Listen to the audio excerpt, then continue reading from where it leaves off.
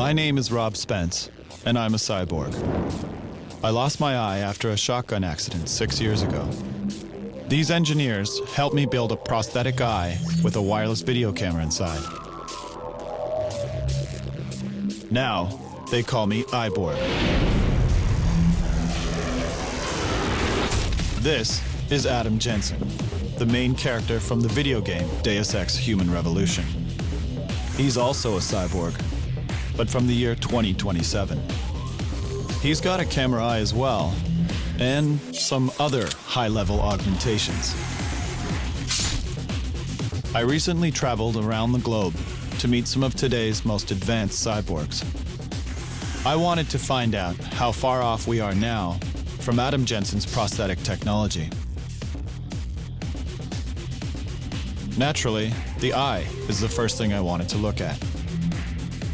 Prosthetic eyes in the world of Deus Ex are digital, and they interface directly with the brain. My own Bionic Eye is simply a camera that transmits video to a receiver with no connection to the optic nerve. I went to Finland to meet Mika Terho, a blind man who actually had such a connection. I was involved in a research project in November 2008. I was in the surgery and there was a chip implanted underneath my retina. It was a test version that I had. I knew that it was only about 3 months' time that I will have the chip.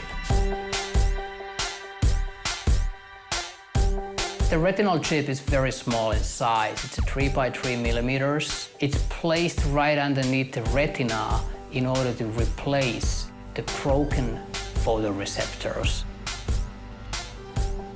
And it's curving like, a little bit like this way. Yeah. Oh, that's okay. It must be a banana. I mean, that's what it looks like. Adam's eyes don't just restore vision. They also add situational data, known as augmented reality, also called Terminator vision. Augmented reality is the superimposition of data onto the world that you see. For instance, we have a firefighter mask. It's in prototype right now that allows the firefighter to get some essential data today. It uses relatively low fidelity computer processors to present them with oxygen levels, ambient room temperature. In this world, in the firefighter environment, if you make a fist, it activates the menu, and it puts the menu in your hand, and it's actually on your fingertips. I anticipate within the next year we'll have functioning prototypes, and then the following year we'll have products that we can bring to market. Adam's eye is a combination of a video prosthetic that replaces his eyeball, like my own, that is connected to his optic nerve, like Mika's retinal chip, and that incorporates augmented reality, like Tanagram Partners' Fire Mask. It would appear that we have the building blocks for Adam's prosthetic eye today. But what about prosthetic arms? Prosthetic arms in the world of Deus Ex are much stronger than human arms, and they have more options.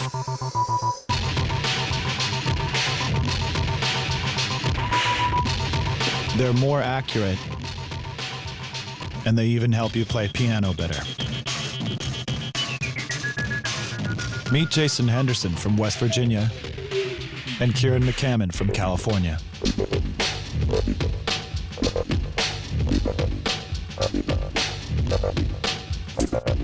Good afternoon. So these arms are what? I mean, how do these arms work? The remaining muscles that are in your arm have electrical signals that come from your nervous system, and Like these ones? yeah. So I have a myoelectric sensor, one here, and then another one on the other side. So when I contract one muscle, then the hand opens. When I contract the other muscle, then the hand closes. Can you flip the bird with your? I can, yeah. I don't have to put that I in there. don't care. Okay. And then I have a wrist rotation unit, which is independent of the hand, where if I contract both muscles at the same time, I can essentially rotate the hand one way or the other. I am now filming your bionic hand with my bionic eye. That's pretty cool. So it's kind of, I'm thinking, but I'm not thinking, okay, I've got to open my hand. I'm just thinking as if I had a hand there and I just want to open it. Where's biomechanical technology going in the future? You know, I think this has laid a good foundation with the product line such as the iLim, and I don't know if it'll be robotics that ultimately replace missing body parts, but genetically, I mean, I can see it becoming very quick, you know, next decade or so. Like growing clone genetic arms of your own body? Yeah, like yeah, I can just see growing other adjacent arms and seeing if they can attach them? Yeah, I mean, if you plot out, you know, the most famous, I think, Moore's Law, and you just plot the speed, the processing speed of CPUs, you get an exponential curve. Or every 18 months, biomechanical devices double in their capabilities, in how better they are in terms of being close to the human body. Weapons, that would be an interesting one.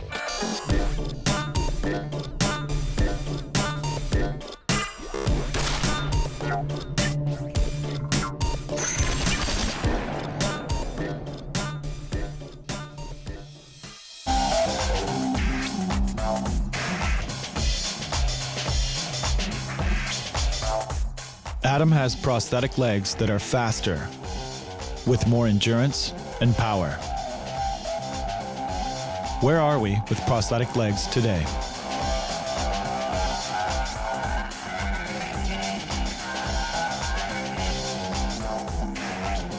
I met with David Johnson, a research and development engineer at Össur, a world-leading prosthetic legs company in Iceland.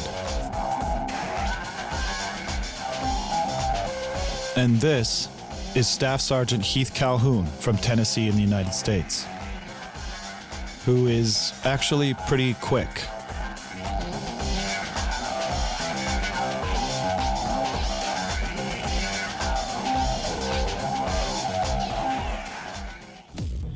Well, my name is Heath Calhoun, and I guess technically I ski for the United States Disabled Ski Team, and I was wounded with the United States Army back in November of 2003, and kind of led me on the path that I'm on now. These are your prosthetic legs here that you walk around on all the time. You have a knee unit, the pylon, and then the foot. You got flex in the heel, you got, and it's split so that you get it to flex on both sides. Like a ninja slipper. Like, yes. The knee is a hydraulic knee unit that has a microprocessor inside it. The knee is updated, the microprocessor is updated 50 times a second by a sensor that's in this pylon that tells the knee whether or not to add or remove hydraulic resistance.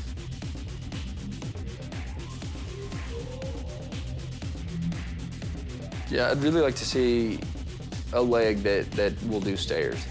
Right now, that's just a really big hurdle as a above-knee amputee that we have to overcome.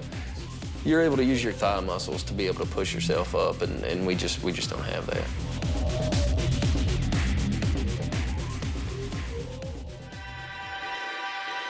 At Össur Prosthetics in Iceland, they've developed technology that addresses this problem, the power knee.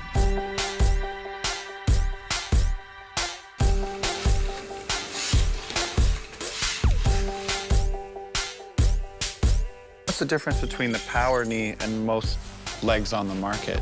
Most legs on the market, the microprocessor ones, use braking systems and they catch you if you fall. None of them gives you power.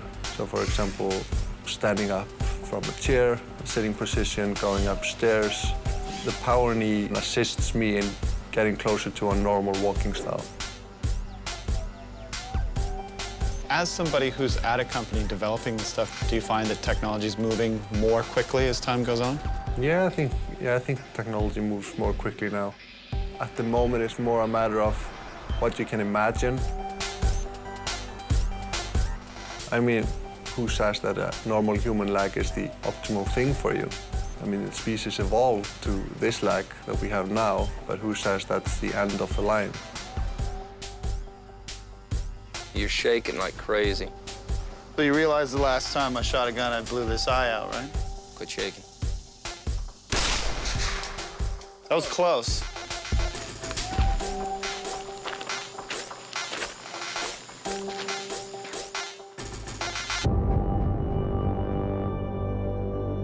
Prosthetic arms and legs are beginning to approximate the functionality of our natural limbs. Current bionic technology uses external and kinetic sensors.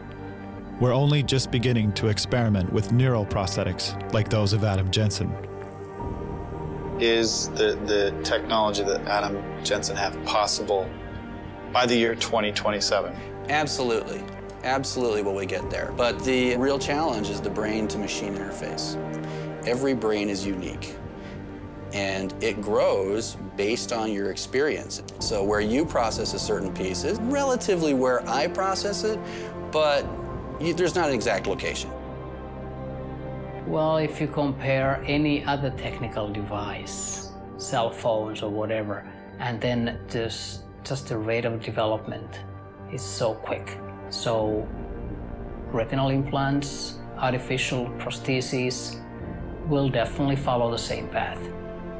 That's an interesting one. I mean, choosing to have your limb removed so you can get a bionic replacement because it's better than the real thing.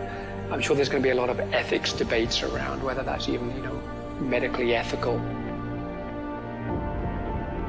I think technology moves quicker than we imagine.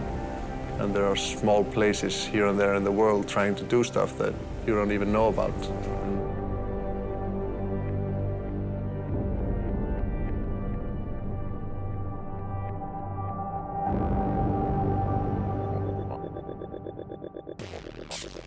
Technology's moving so rapidly, many theorists are saying we're on the verge of fundamentally changing as human beings. In the meantime, for those of us missing parts of our bodies, we'll keep exploring and upgrading. It's possible we are the pioneers of a new cybernetic age, not unlike the world of Deus Ex Human Revolution.